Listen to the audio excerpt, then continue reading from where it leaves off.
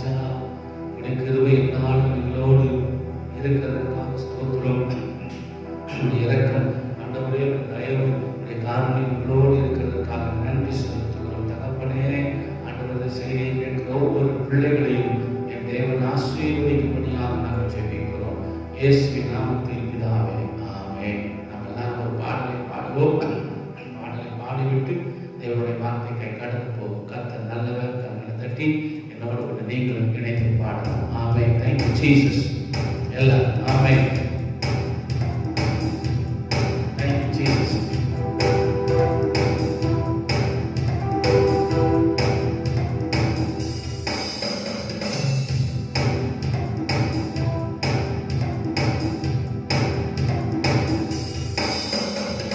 ஆராதிக்கும் தேவன் நல்லவர், விடுவிக்க வல்லவரே. ஆராதிக்கும் தேவன் நல்லவர், விடுவிக்க வல்லவரே. எரிகிற அக்கினிக்கும் ராஜாவுக்கும் விடுவிக்க வல்லவரே.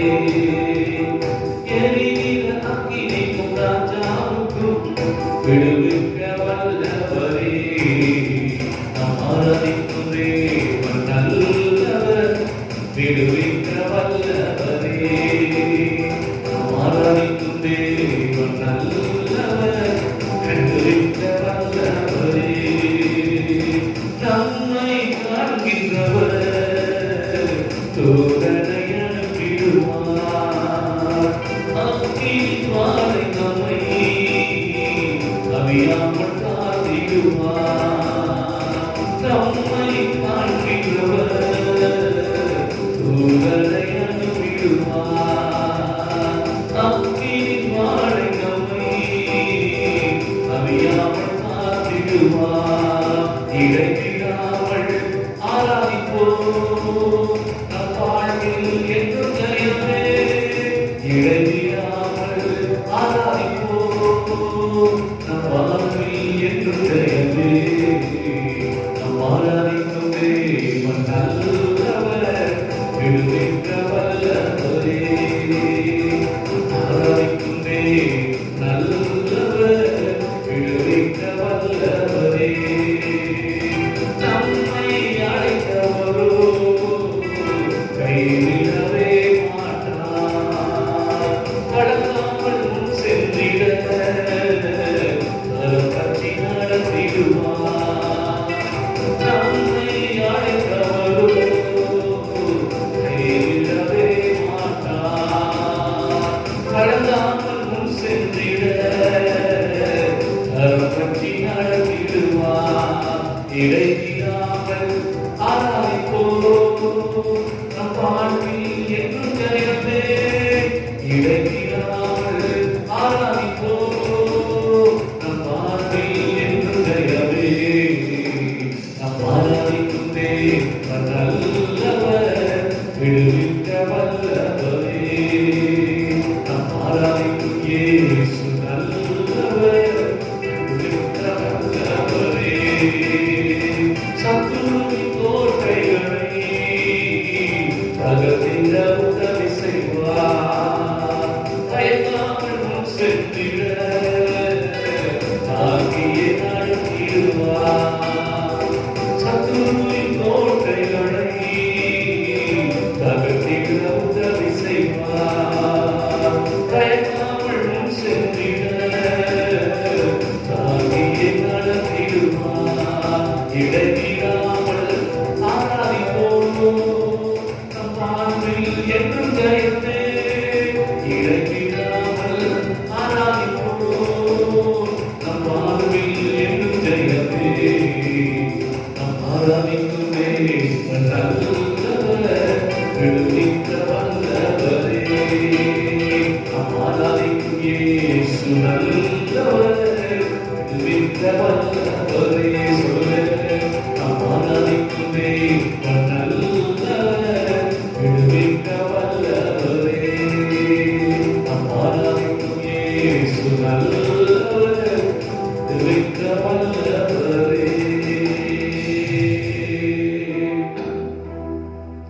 பரிசுத்தமான ஆண்டவரே, எங்களோடு கூட பேசு. உடைய வார்த்தையை எங்களுக்கு பெற்றுத்தான். வார்த்தைங்கிற மண்ணாவினால் நாங்கள் பிழைக்க சகல பிரஸ்தாபத்தை பார்க்கிறது. வார்த்தைகள் மறுபடுத்தியிருக்கிறதா? வார்த்தைகள் தான். இயேசு நாம் ஜெபிக்கிறோம். நல்ல பிதாவே, ஆமென். ஹல்லேலூயா. கர்த்தர் நல்லவர். அவர் கிருபை என்று உள்ளது. இயேசு கிறிஸ்து உயிரோடு கொண்டிருக்கிறார். இதை கேட்கிற ஒவ்வொருவரோடும் கர்த்தர் பேசுவாராக. ஆமென். அல்லேலூயா. வாசிக்கலாம். மார்க்கு எழுதின சுவிசேஷம் 4வது அதிகாரம் 35ஆம் வசனத்திலிருந்து நாம் வாசிக்கலாம். மார்க்கு 4:35.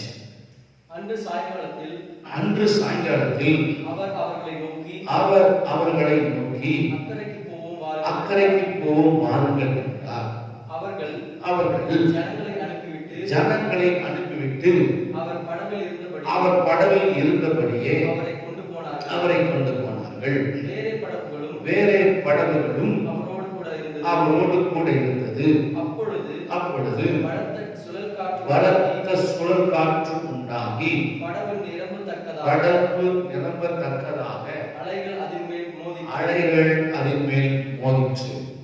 கப்பலின் பின்னணியத்தில் அவர் தலையணை வைத்து நித்திரையாயிருந்தார். அவர்கள் அவரை எழுப்பி, போதகரே, நாங்கள் மடிந்து போகிறோம், உமக்கு கவலை இல்லையா என்றார்கள். அல்லேலூயா. கர்த்தர் நல்லவர். இயேசு கிறிஸ்து தன்னுடைய ஊழியத்தை முடித்துவிட்டு சீசர்களை பார்த்து ஒரு அழைப்பு கொடுக்கிறார். அக்கறைக்கு போவோம் வாருங்கள் என்று சொல்லி ஒரு அழைப்பு கொடுக்கிறார். அந்த நேரத்தில் இயேசுவும் படகில் இருக்கிறார், சீசர்களும் படகில் இருக்கிறார்கள். படகு போய் கொண்டே இருக்கும் பொழுது திடீரென்று சொல்லி வசனம் சொல்கிறது, பலத்த சுழல் காற்று உண்டானது. படகு நிரம்பத்தக்கதாக அலைகள் அதன் மேல் மோதிற்று என்று பார்க்கிறோம். கூட இருக்கிற நிறைய பேர் மீனவர்கள். நல்லா பாருங்க, அந்த அலையும் காற்றும் புயலும் அந்த படகில் மோதின உடனே அவர்கள் எல்லாம் தங்களால் இயன்றதை முதல்ல செய்திருப்பார்கள். முடியலை என்று சொன்ன உடனே கப்பலின் பின்னணியத்தில் இயேசு தலையணை வைத்து நித்திரையாக இருந்தார் என்று சொல்லி பார்க்கிறோம். உடனடியாக அவரை வந்து எழுப்புகிறார்கள். கப்பலின் பின்னணியத்தில் 38ஆம் வசனம், அவர் தலையணை வைத்து நித்திரையா இருந்தார். அவர்கள் அவரை நோக்கி, போதகரே, நாங்கள் மடிந்து போகிறோம், உமக்கு கவலை இல்லையா? ஆண்டவரை வந்து அவர்கள் எழுப்புகிறார்கள். நாங்கள் செத்து போக போகிறோம், நாங்கள் மடிந்து போக போகிறோம், உமக்கு கவலை இல்லையா என்று சொல்லி ஆண்டவரை எழுப்புகிறார்கள். முதல்ல அந்த வார்த்தை ஒரு தவறான ஒரு வார்த்தை. ஏன் அப்படின்னு சொன்னா, தேவனாகிய கர்த்தர் நம்மை மடிந்து போவதற்கு அழைக்கவில்லை, வாழ வைப்பதற்காக அழைத்திருக்கிறார். நம்ம செத்து போவதற்காக அழைக்கவில்லை, நம்ம வாழ்வதற்காக கர்த்தர் அழைத்திருக்கிறார். முதல்ல நமக்கு தெரியும். சீசர்கள் இயேசுவை பார்த்து கேட்கிறார்கள், நாங்கள் மடிந்து போகிறது உங்களுக்கு கவலை இல்லையா? கர்த்தர் நல்லவர். எபேசியரின் புஸ்தகம் 2வது அதிகாரம் 1ஆம் வசனத்தை வாசிக்கலாம் சீக்கிரமாக. எபேசியர் 2:1.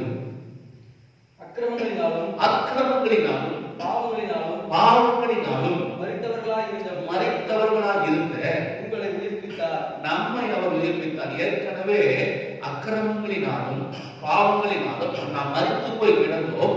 நம்மை ஆண்டவராக இயேசு கிறிஸ்து பாவம் இடதுகைக்கும் வலதுகைக்கும் வித்தியாசம் தெரியாமல் பாவத்தை தண்ணீரை போல் பருகிக் கொண்டிருந்த நம்மை, அக்கிரமங்களினாலே மரித்து போய் கிடந்த நம்மை அவர் உயிர்ப்பித்தார் என்று வசனம் சொல்லுகிறது. கர்த்தர் நல்லவர். என்னைக்குமே ஆண்டவர் நம்மை சாவதற்கு அழைக்கவில்லை, வாழ வைப்பதற்காக அழைத்திருக்கிறார்.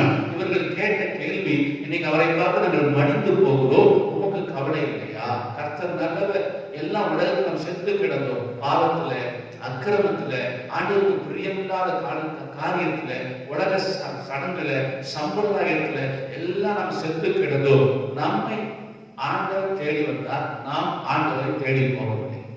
யோவான் 15ஆம் அதிகாரம் சொல்லுகிறது, நீங்கள் என்னை தெரிந்து கொள்ளவில்லை, நான் உங்களை தெரிந்து கொண்டேன். கொண்டேன் என்று சொல்லி, அப்ப கர்த்தர் தான் கிருபையாய் நம்மளை தேடி வந்தார். எதற்கு தேடி வந்தார் என்று சொன்னால், ஏற்கனவே நாம் செத்துட்டு தான் இருந்தோம். வியாதியில, நோயில, தரித்திரத்துல, வறுமையில, பஞ்சத்துல, பசியில, கடல்ல, கண்ணீர்ல, வேதனையில ஏற்கனவே ஏதோ ஒரு பிரச்சனை வேகம் மறித்து கொண்டுதான் இருந்தோம். ஆண்டவர் மாத்திரம் நம்ம வாழ்க்கையில வராமல் போயிருப்பார்கள். இன்னைக்கு நாம் மறித்து போன இடத்துல புல்லு மழைத்து இருந்திருக்கும், அநேக கல்லறைக்குள்ள இருந்திருப்போம். உண்மைதானே? கர்த்தர் கிருபையாய் நம்மை தொட்டிருக்கிறார், கிருபையாய் நம்மை ரட்சித்திருக்கிறார், கிருபையாய் நம்மை அழைத்திருக்கிறார். வசனம் என்ன சொல்றது? கிருபையினாலே ரட்சிக்கப்பட்டீர்கள் என்று சொல்லி. ஆனால் அந்த சீசர்கள் இயேசு இருக்கும் போதே நாங்கள் மடிந்து போகிறோம், உமக்கு கவலை இல்லையா என்று சொன்னார்கள். இயேசு உங்களை இடையில மறித்து போவதற்கு அழைக்கவில்லை, மறித்துக் கொண்டிருந்த உங்களை அழைத்தது உங்களை வாழ வைப்பதற்காகவே. ஆமென் சொல்லலாமா? கர்த்தர் நல்லவர். அல்லேலூயா. இரண்டாவது பாருங்க, அந்த கப்பல்ல இயேசு எழுந்த உடனே அந்த வசனம் சொல்லுகிறது, அவர் எழுந்து 39 வசனம் வாசிக்கலாம். அவர் எழுந்து காற்றை அதட்டி கடலை பார்த்து இறையாதே அமைதலாயிரு. அல்லேலூயா. பாருங்க, என்ன ஒரு காரியம் சொன்னா, இயேசு உடனடியாக படகிலிருந்து எழுந்தார் என்று சொல்லி பார்க்கிறோம். எழுந்து காற்றையும் கடலையும் பார்த்து இறையாதே அமைதலாயிரு என்று சொன்னார் ஆண்டவர். கர்த்தர் உடனே எல்லாம் அமைதலாய் மாறினார். சீசர்கள் பயந்து யாரோ என்று சொல்லி கலங்கினார்கள். என்ன சொல்ல வருகிற இடத்துல, அவர் சொன்ன உடனே இயற்கை அவர் வார்த்தைக்கு, அவர் சத்தத்துக்கு கீழ்ப்படிந்தது. அப்ப நான் எனக்குள்ள என்ன தோணுதுன்னா, இயேசு படகுல இருக்கிறார், அந்த இயற்கை சத்தத்துக்கு கீழ்ப்படுகிறதால இயேசு படகுல இருக்கும் போதே அந்த காற்று வந்து மோதினது, அந்த கடல் அலைகள் வந்து மோதினது, அலைகள் அப்படியே படகுல நிரம்பத்தக்கதாக தண்ணீர் வந்தது. சீசர்கள் பயந்து போனாங்க. எனக்கு ஒரு கேள்வி, இயேசு சொன்ன உடனே கீழ்ப்படுகிறது, ஏன் இயேசு இருக்கிற படகுல வந்து மோதணும்? நீங்க கேட்கலாம், ஆண்டவருக்குள்ள வந்து பாஸ்டர் ரட்சிக்கப்பட்டு விட்டோம், நாங்கள் ஆலயத்துக்கு போகிறோம், வேதம் வாசிக்கிறோம், ஆண்டவரை தேடுகிறோம், எங்களுக்கு பிரச்சனை வருமா அப்படின்னு நீங்க கேட்கலாம். நான் சொல்றேன், நீங்க ரட்சிக்கப்பட்டிருந்தாலும் இல்ல ஆண்டவரை தேடிக்கொண்டிருந்தாலும் இந்த உலகத்துல உபத்திரம் உண்டு என்றுதான் வசனம் சொல்லுகிறது. வசனம் ஒரு நாள் போய் சொல்லார். இந்த உலகத்தில் இருக்கிற வரைக்கும் கண்ணீர்களும் பாடுகளும் போராட்டங்களும் உபத்திரவங்களும் பிரச்சனைகளும் உங்க படகுல வந்து குடும்பமாகிய படகுல மோதுமான்னு கேட்டா அது மோதும், ஆனால் ஒன்று உங்களை சேதப்படுத்தாது. கர்த்தர் நல்லவர். ஒன்று உங்களை சேதப்படும். அலைகள் மோதினது உண்மைதான், ஆனால் சேதப்படுத்த முடியவில்லை. காற்று மோதினது உண்மைதான், சேதப்படுத்த முடியவில்லை. சில வேளைகளிலே நோய் என்கிற காற்று, வறுமை என்கிற ஒரு காற்று, பிரச்சனை என்கிற ஒரு காற்று, சில வேளைகளிலே போராட்டம் என்கிற ஒரு காற்று, சில வேளைகளிலே பயங்கரமான கலகம் என்கிற ஒரு காற்று, கடன் பிரச்சனை என்கிற ஒரு காற்று உங்கள் குடும்ப படகில் வந்து மோதலாம் உலகத்துல. அல்லேலூயா. ஆனா நல்லா தெரிந்து கொள்ளுங்கள், அது வந்து மேல மோதலாம் ஒழிய அது உங்களை சேதப்படுத்த முடியாது. காரணம், உங்களை அழைத்த தேவன் உண்மை உள்ளவராக இருக்கிறார். அவர் மரண முறையில் நடத்துவார். அப்படிதான் வசனம் சொல்லுகிறது. அவர்கள் அழைத்திருக்கிறார். 1 கொரிந்தியர் 1ஆம் அதிகாரம் 9ஆம் வசனத்தை வாசிப்பீர்களானா, தேவனாகிய கர்த்தர் உண்மையுள்ளவராக இருக்கிறார் என்று வசனம் சொல்லுகிறது. 1 கொரிந்தியர் 10:13 வாசித்து பாருங்கள். 1 தெசலோனிக்கர் 5:24 வாசித்து பாருங்கள். 2 தெசலோனிக்கர் 3:3 வாசித்து பாருங்கள். வாசிக்கலாம். 1 தெசலோனிக்கர் 5:24 வாசிக்கலாம் சீக்கிரமாக. 1 தெசலோனிக்கர் 5:24. உங்களை அழைக்கிறவர் உண்மை உள்ளவர். அவர் அப்படியே செய்வார். உங்களை என்ன நோக்கத்துக்காக அழைத்தாரோ, என்ன திட்டத்துக்காக அழைத்தாரோ, என்ன சொல்லி அழைத்தாரோ அவர் அப்படியே செய்வார். கடைசி வரைக்கும் நடத்துவார். மரண வரைக்கும் உங்களை நடத்துவார். கரம் பிடித்தவர். உங்களை கைவிட்டு இடையில போகவே மாட்டாங்க. அவர் உங்களை இடையில விட்டு போகிற ஆண்டவர் கிடையவே கிடையாது. கடைசி வரைக்கும் உங்களை நடத்துகிற ஒரு தேவன். இவர்கள் தான் பயந்திருக்கிறார்கள் ஒழிய, இன்னைக்கு விசுவாசிகள் எல்லாரும், ஆண்டவரே உங்க கண் இல்லையா, உங்க மூக்கு இல்லையா, எங்க கஷ்டம் உங்களுக்கு தெரியலையா, எங்க பாடு உங்களுக்கு தெரியலையா, எங்க வேதனை உங்களுக்கு தெரியலையா, இப்படி சொல்லி நாங்கள் செத்து கொண்டு இருக்கிறோமே, நீங்க ஏன் அமைதியா இருக்கிறீர்கள் என்று சொல்லி கேட்கிறார்கள். நான் சொல்லுகிறேன், இறையாதே என்று சொல்லுகிறவர் உங்கள் அருகில தான் இருக்கிறார். உங்கள் பிரச்சனைகளை பார்த்து அடங்கு என்று சொல்லுகிறவர் உங்கள் அருகிலே தான் இருக்கிறார். பயப்படாது என்று சொல்லுகிறவர் உங்கள் பக்கத்திலே தான் இருக்கிறார். அல்லேலூயா. கர்த்தர் நல்லவர். அவ்வளவு பிரச்சனைகள் மோதினது, மறித்து விடுவோம் என்கிற ஒரு கணக்கம் சீசர்களுக்கு வந்தது உண்மைதான். ஆனால் படகில் இருந்தவர் எழுந்தார் பாருங்க. கர்த்தர் நல்லவர். அல்லேலூயா. எல்லாம் படகை நோக்கி மோதும் பொழுது அவன் பார்த்து கொண்டு அமைதியா இருக்க மாட்டான். சில வேளையில சத்துரு வெள்ளத்தை போல வந்து உங்க படகை கவிழ்த்து போல வருவது உண்மைதான். வசனம் சொல்லுகிறது ஆவியானவர் கொடியேற்றுவார். அல்லேலூயா.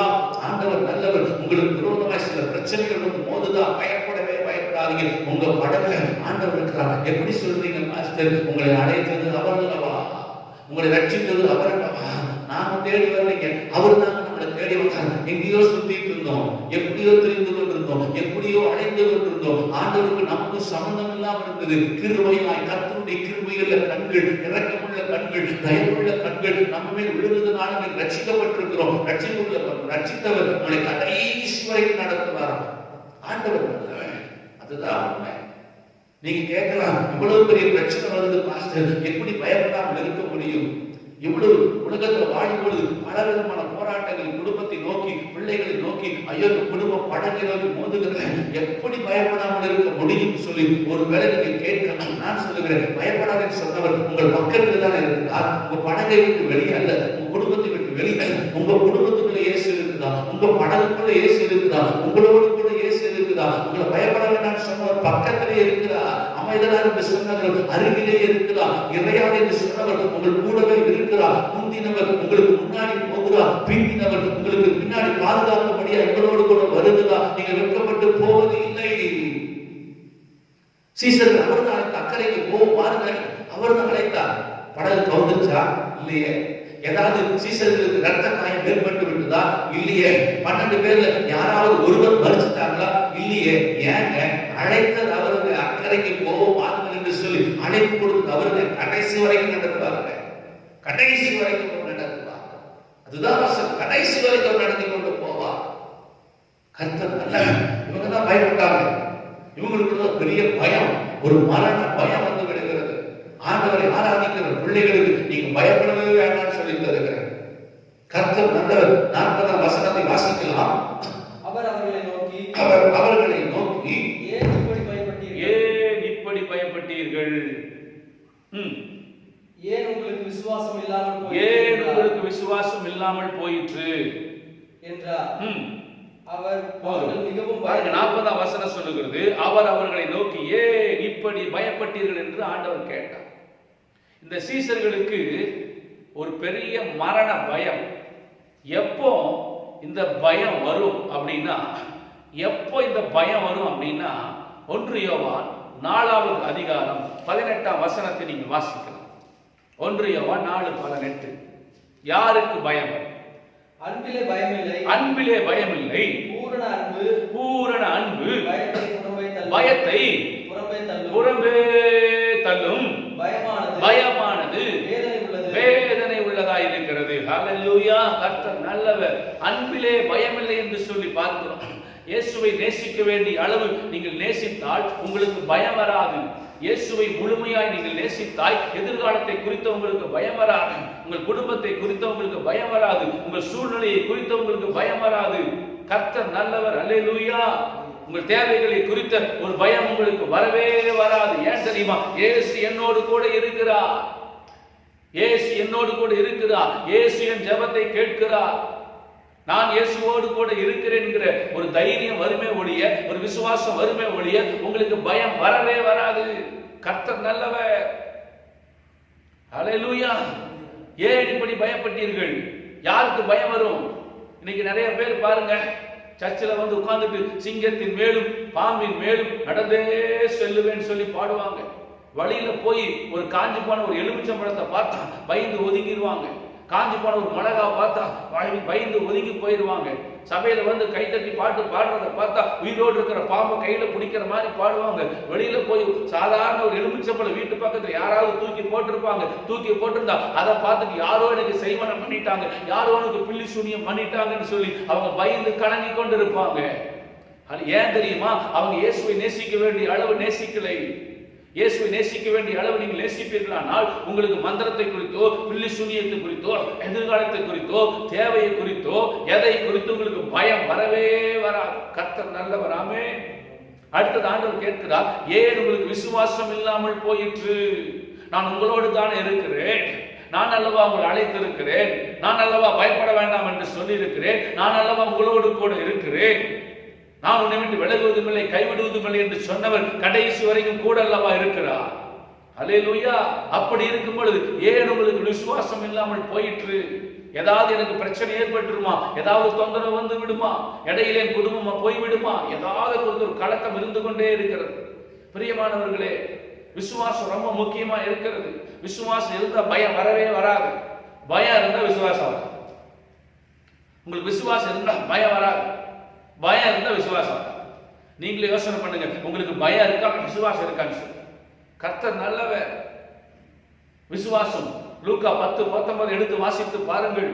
சர்ப்பங்களையும் தேள்களையும் மிதிக்கவும் சத்துருவின் சகல வல்லமைகளை மேற்கொள்ளவும் நான் உங்களுக்கு அதிகாரம் கொடுத்தேன், ஒன்றும் உங்களை சேதப்படுத்தாது. இதுதாங்க வாக்கு தத்துவம். இதுதாங்க சபைக்கு கொடுக்கப்பட்ட வாக்கு தத்துவம். இதுதாங்க நமக்கு கொடுக்கப்பட்ட வாக்கு தத்துவம். எந்த பிசாசு நம்மளை மேற்கொள்ள முடியாது, எந்த சத்துருவும் நம்மளை மேற்கொள்ள முடியாது, எந்த அசுத்த ஆவிகளும் நம்மளை மேற்கொள்ள முடியாது. கர்த்தர் நல்லவர். அல்லேலூயா. நீங்கள் ஏன் பயந்து கொண்டு இருக்கிறீர்கள்? உங்களுக்கு விரோதமாய் யாராவது எழும்புகிறார்களா? யாக்கோபுக்கு விரோதமாய் மந்திரம் இல்லை, இஸ்ரவேலுக்கு விரோதமாய் குறி சொல்லுதல் இல்லை. அதுதான் வசனம். உங்களுக்கு விரோதமாய் எழும்புகிற எந்த ஆயுதமும் அது வாய்க்காலே போகும். ஒரு வழியாய் வருகிறவர்கள் 7 வழியாய் திரும்பி ஓடுவார்கள். இதுதான் வசனம். ஆண்டவர் நம்மோடு கூட இருக்கிறார். கர்த்தர் நம் பட்சத்தில் இருக்கிறார். தாவீது சொல்லுகிறான், கர்த்தரின் வலது பக்கத்தில் நிழலாய் இருக்கிறார், நான் அசைக்கப்படுவதில்லை. கர்த்தரை நான் எப்பொழுதும் எனக்கு முன்பாக வைத்திருக்கிறேன், ஆகவே நான் அசைக்கப்படுவதில்லை. அதுதான் விசுவாசமான வார்த்தை. ஏன் பயமான வார்த்தைகளை பேசுறீங்க? ஏன் சந்தேகமான வார்த்தைகளை பேசுறீங்க? ஏன் குழப்பமான வார்த்தைகளை பேசுறீங்க? ஏன் முறுமுறுக்கிற வார்த்தைகளை பேசுறீங்க? ஏன் சண்டையை தூண்டுகிற வார்த்தைகளை பேசுறீங்க? விசுவாசமான வார்த்தைகளை பேசுங்கள். தாவீது சொல்லுகிறதை போல சொல்லுங்கள், கர்த்தரின் வலது பக்கத்தில் நிழலாய் இருக்கிறார், நான் அசைக்கப்படுவதில்லை. தைரியமா நீங்க சொல்லலாமே, ஆண்டவர் உங்களோடு கூட இருக்கிறார். அழைத்தவர் கடைசி வரைக்கும் நடத்தி கொண்டு போவார். நீங்கள் வெட்கப்பட்டு போவது இல்லை. அதுதான் வசனம். அந்த விசுவாசத்தை கர்த்தர் உங்ககிட்ட எதிர்பார்க்கிறார். கர்த்தருடைய நாமம் மகிமைப்படுவதா. ஹல்லேலூயா. நம் கண்களை மூடி ஜெபம் செய்யலாம். ஸ்தோத்திரிக்கிறோம் ஆண்டவரே, நேற்றும் இன்றும் என்றும் மாறாதவரே, உமக்கு நன்றி செலுத்துகிறோம். ஒவ்வொரு தடவையும் ஆண்டவரே, நோயாளிகளோ வியாதிஸ்தர்களோ ஆண்டவரை தேடி வரும்பொழுது கர்த்தர் அவர்களை பார்த்து கேட்கிற கேள்வி, இதை செய்ய எனக்கு வல்லமை உண்டு என்று நீ விசுவாசிக்கிறாயா? ஆம் ஆண்டவரே. அப்படி சொன்னார்களானால் உடனடியாக அற்புதம் நடக்கிறது. இந்த கண்களை திறக்க எனக்கு வல்லமை உண்டு என்று விசுவாசிக்கிறாயா? விசுவாசிக்கிறோம் ஆண்டவரே, உடனே அற்புதம் நடக்கிறது. நீங்கள் விசுவாசமா இருங்கள், உங்கள் குடும்பத்தில் அற்புதம் நடக்கும். நீங்கள் விசுவாசமா இருங்கள், உங்க பிள்ளைங்க வாழ்க்கையில அற்புதம் நடக்கும். நீங்கள் விசுவாசமா இருங்கள், உங்க தொழிலில் ஒரு அற்புதம் நடக்கும். நீங்கள் விசுவாசமா இருந்து பாருங்கள், உங்க பிள்ளையின் திருமணத்துல ஒரு அற்புதம் நடக்கும். ஐயோ, என் பிள்ளைக்கு திருமணம் முடித்து கொடுத்து பல நாட்களாக குழந்தை இல்லாமல் என் பிள்ளை ஆண்டவரே கஷ்டப்பட்டு கொண்டு இருக்கிறாளே என்று சொல்லி வேதனையோடு அழுது கொண்டிருக்கிற சகோதரியே, தாயே, உன் பிள்ளைக்கு தேவன் அற்புதம் செய்வார். அந்த மலட்டு கற்பங்கள் திறக்கப்படும். தேவனாகிய கர்த்தர் அன்னாளை நினைத்தறிந்தவர், ராகேலை நினைத்தறிந்தவர், உன்னுடைய மகளை நினைத்தருளுவார். மலட்டு கற்பங்கள் இயேசுவின் நாமத்தில் திறக்கப்படும். படித்து முடித்து வேலை இல்லையே என்று சொல்லி கலந்து கொண்டிருக்கிற அன்பு சகோதரி, படித்த படிப்புக்கு இன்னும் வேலை வரவில்லையே என்று சொல்லி வேற வேலை கிடைத்திருக்கிறது, ஏதோ ஒன்று கிடைத்தால் போதும் என்று போய்கொண்டு இருக்கிற, படித்த படிப்புக்கு உண்டான வேலை வருமா என்று சொல்லி கலந்து கொண்டு இருக்கலாம். என் தேவனாகிய கர்த்தர், உனக்கு தேவையான, உனக்கு நன்மையான, நீ படித்த படிப்புக்கு தேவையான ஒரு வேலையை தேவனாகிய கர்த்தர் உனக்கு கொடுப்பார். நீ வெட்கப்பட்டு போவதில்லை. பாஸ்டர், ஆண்டவரை ஆராதிக்கிற, ஆலயத்துக்கு போகிற, இன்னும் வாழ்க்கையில எந்த விதமான நன்மையும் எனக்கு வரவில்லை என்று சொல்லுவீர்களா? என் தேவனாகிய கர்த்தர் இந்த செய்தி கேட்கும் பொழுது கர்த்தருடைய ஆவியானவர் உண்மையில் அசைவாட ஆரம்பித்து விடுவார். உங்க வீடுகளில் அசைவாட தொடங்கி விடுவார். உங்க குடும்பங்களில் அசைவாட ஆரம்பித்து விடுவார். கர்த்தருடைய ஆவியானுடைய மழை உங்க வீடுகளில் பொழிய ஆரம்பித்து விடும். உங்க வயல் நிலங்கள் எல்லாம், ஐயோ, வறட்சி நிலைமை எல்லாம் ஆசீர்வாதமாய் மாற ஆரம்பித்து விடும். உங்க வீடுகளுக்குள்ளே கர்த்தருடைய ஆவியானவர் அசைவாட தொடங்குவார். நீ வெட்கப்பட்டு போவது இல்லை. கர்த்தருக்கு மகிமை உண்டாக்குவார். என் குடும்பத்திலே சமாதானமே இல்லையே, என் குடும்பத்திலே சமாதானமே இல்லையே, எப்பொழுதும் சண்டை போராட்டமா இருக்கிறது என்று சொல்லி கண்ணீரோடு கூட இருப்பாயானா சமாதானத்தின் தேவன் உன் வீட்டுக்குள்ள வந்து ஒரு சமாதானத்தை கட்டளையிடுமா. எங்க வீட்டுக்கு முன்னாடி இருக்கிறவங்க எங்க குடும்பத்தின் நிம்மதியை கெடுப்பதற்கு எப்பொழுதும் செய்வனைகள் மந்திரங்கள் பண்ணிக்கொண்டே இருக்கிறார்கள். அடிக்கடி குடும்பத்தில் வியாதிகளும் போராட்டங்களும் மருத்துவ செலவுகளும் ஏற்பட்டுக் கொண்டு இருக்கிறது என்று சொல்லி நீ கேட்டு ஜெபித்துக் கொண்டு இருப்பாயானா கர்த்தருடைய ஆவியானவர் உன் வீட்டுக்குள்ள ஒரு வல்லமை அனுப்புகிறார். உனக்கு விரோதமான ஆயுதம் இயேசுவின் நாமத்தில் வாய்க்காமல் போவதாக. தேவன் நாம மகிமைப்படட்டும். கர்த்தருடைய அக்கினி உங்க வீட்டை சுற்றிலும் ஒரு பாதுகாப்பை கர்த்தர் கொடுக்கிறார். உங்க வீட்டை சுற்றிலும் ஒரு அக்கினி வேடி போடுகிறார். உங்க வீட்டை சுற்றிலும் ஒரு அக்கினி மதுரை தேவனாகிய கர்த்தர் போடுகிறார். எலிசாவை சுற்றிலும் அக்கினி ரதங்களும் அக்கினி குதிரைகளும் ஒரு பாதுகாப்பா இருந்தது அல்லவா? அதே தேவன் உனக்கு ஒரு பாதுகாப்பை கட்டளையிட போதுமானவராக இருக்கிறார். தேங்க்யூ. புறஜாதிகள் மத்தியில் வாழ்ந்து கொண்டு இருக்கிறேனே ஆண்டவரே, என் தலை உயர்த்தப்படுமா என்று சொல்லி நீ ஜெபிக்கலாம். என் தேவனாகிய கர்த்தர் அவர்கள் கண்களுக்கு முன்பாக உன்னை மேன்மைப்படுத்துவார். Thank you holy spirit. யோசுவா 4:14 அவர்கள் கண்களுக்கு முன்பாக அவருடைய மேன்மைப்படுத்துவாராம்.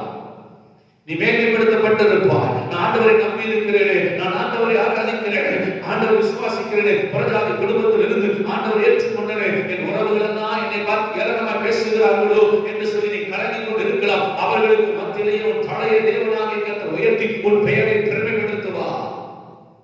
கர்த்தருடைய நாமம் மகிமைப்படுவதா.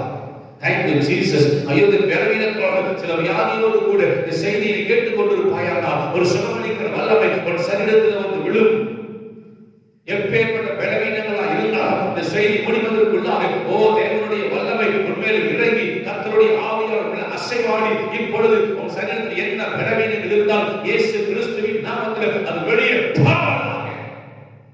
அப்படியே செய்து விட்டதற்காக ஸ்தோத்திரம். ஆவியானவரே நீர் அசைவாடுவீராக. இதை கேட்கிற ஒவ்வொரு பிள்ளைகளுடைய வீடுகளிலும் கர்த்தருடைய ஆவியானவர் அசைவாடுவதற்காக நன்றி செலுத்துகிறோம், தாழ்த்துகிறோம், பெருமையாக்குகிறோம். துதி கன மகிமை புகழெல்லாம் ஒருவருக்கு இருக்கிறோம். மீட்பர் இரட்சகருமாகிய இயேசுவின் நாமத்தில் ஜெபிக்கிறோம் நல்ல பிதாவே. ஆமென். கர்த்தருடைய ஆசீர்வதிப்பாராக. நீ வெட்கப்பட்டு போவதில்லை. ஆண்டவருடைய நாமம் உங்கள் மூலம் மகிமைப்பட போகிறது. ஆமென். Praise the Lord. God bless you.